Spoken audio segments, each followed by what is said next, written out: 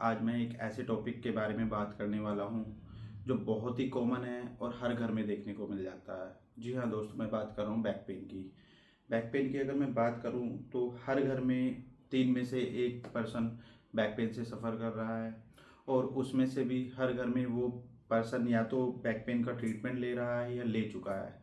But अगर मैं results की बात करूं तो कहीं ना कहीं वो सेटिस्फाइड नहीं है रिजल्ट से, वो पेन बार बार आता ही आता है। तो आज दोस्तों मैं एक ऐसी स्टेटमेंट देने वाला हूं जो कि मैंने बहुत सारी स्टडी करी बैक पेन के बारे में, बहुत सारे सपोर्टिंग लिटरेचर्स देखे, और मुझे समझ में आया कि actually back pain it's not a medical condition. जी हाँ फ्रेंड्स, ये थोड़ी सी शॉकिंग स्टेटमेंट है, शायद कंट्रोवर्शियल भी हो सकती है, बट अकॉर्डिंग टू मी ये मेडिकल कंडीशन नहीं है। But due to some circumstances इसको मेडिकल कंडीशन में कन्वर्ट करा जाता है बाय द क्लिनिशियन और by the some of the patients.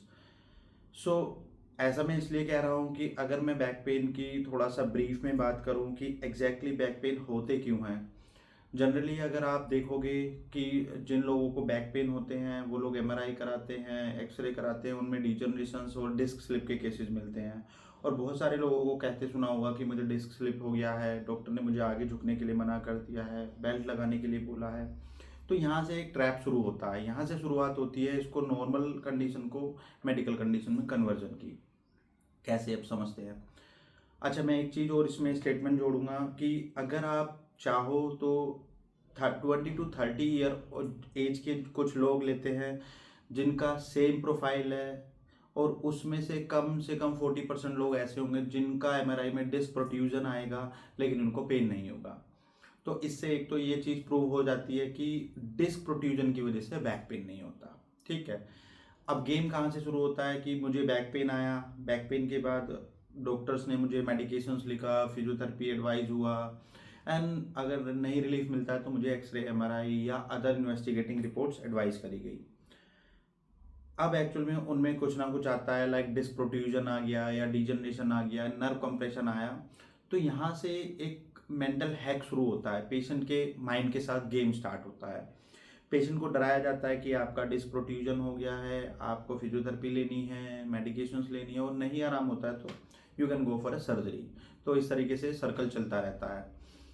अब अगर मैं बात करूं जिन लोगों ने ट्रीटमेंट लिए, लाइक मेडिसिन ली या फिजियोथेरेपी लिया, और उन लोगों के बैक पेन ठीक भी हुए, तो क्या मैं बात करूं कि अगर उनके एमआरआई कराए गए तो वो डिस्क प्रोट्रूजन वापस हो गया या वो ठीक हो गया?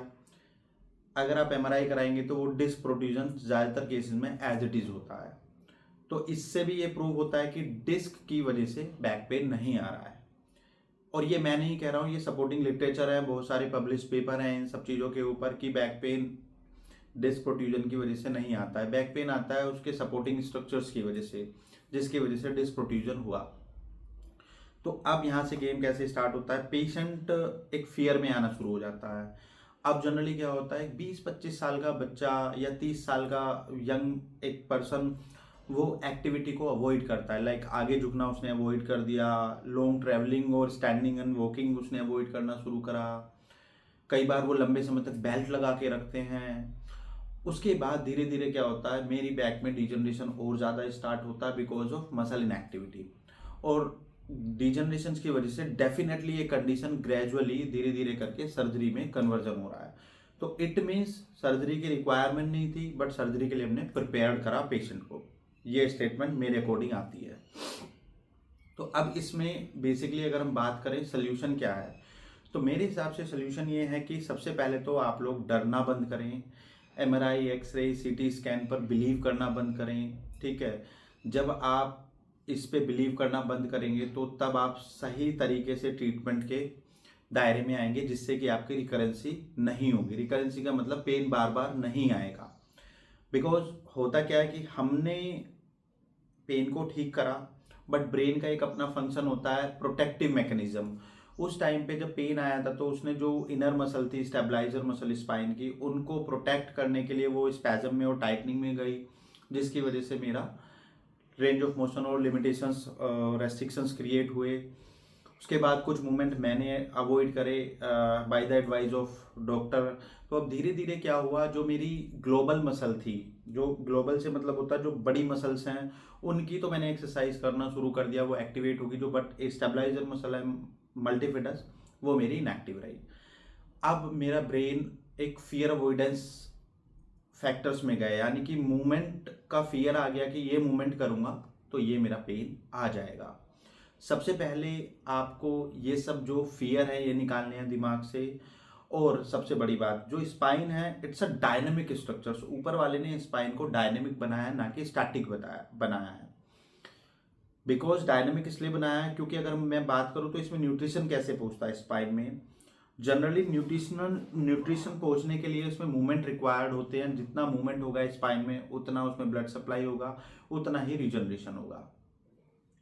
तो अब फ्रेंड्स मेरा इसमें एडवाइस ये है कि आप इस हैक से, इस ट्रैप से कैसे बच सकते हैं। कुछ अच्छे क्लिनिशियन हैं जो कॉग्निटिव फंक्शनल थेरेपी पे, कॉग्निटिव बिहेवियरल थेरेपी पे अलोंग विद फिजियोथेरेपी काम कर रहे हैं, जैसे कि हम लोग भी क्लिनिक्स पर इस तरीके से काम करते हैं। So before started any kind of treatment we need to counsel the patient, कि एग्जैक्टली हम पेशेंट को समझाएं कि भाई ये इसमें एमआरआई से जो डिस्क प्रोट्रूजन आ रहा है उससे घबराने की ज़रूरत नहीं है। आपको ग्रेजुअली हमारे गाइडेंस में सारे मूवमेंट्स करने हैं और धीरे धीरे रिटर्न टू नॉर्मल एक्टिविटी आपको लेकर आते हैं। और जनरली ऐसा होता है, हमारे क्लिनिक्स पर हम देखते हैं बहुत सारे ऐसे पेशेंट्स हैं जिनको काफ़ी टाइम से एक्टिविटी अवॉइड करी गई थी और धीरे धीरे करके वो रिटर्न टू नॉर्मल एक्टिविटी आए और सारी एक्टिविटी कर रहे हैं। लेकिन ये जर्नी इतनी शॉर्ट भी नहीं है, इसमें हमें डाइट का भी बहुत बड़ा रोल प्ले होता है, लाइफस्टाइल का भी रोल प्ले होता है और स्लीप का भी बहुत बड़ा रोल है। कि अगर आपका स्लीप पैटर्न डिस्टर्ब है तो डेफिनेटली रिकवरी स्लो हो जाती है। तो ये सारे कुछ फैक्टर्स हैं जिनके लिए हमें काम करना पड़ता है बैक पेन को जड़ से ख़त्म करने के लिए। आप इसमें जनरली फिजियोथेरेपी ले रहे हैं। हाँ, एक चीज़ और चल रहा है आजकल, कायरोप्रैक्टर।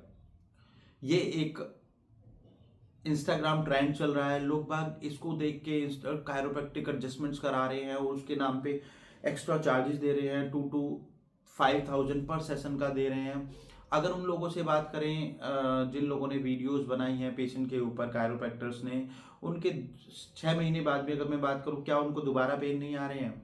अगर नहीं आ रहे हैं तो उन लोगों की वीडियोस बनाएं और शेयर करें सब लोगों के साथ। ये सिर्फ एक हाइप चल रहा है सोशल मीडिया पर कायरोप्रैक्टर के नाम पे। कायरोप्रैक्टर से मैं मानता हूँ chiropractor it is also a some pathy, but India में 2-2 दिन का कोर्स करके कायरोप्रैक्टर कर रहे हैं, ये ठीक नहीं है, ये आपकी हेल्थ के साथ खिलवाड़ है। तो फ्रेंड्स अपनी कंडीशन को समझें, सतर्क रहें और सही इलाज कराएं। जल्दबाजी में कोई भी डिसीजन ना लें। नमस्कार दोस्तों।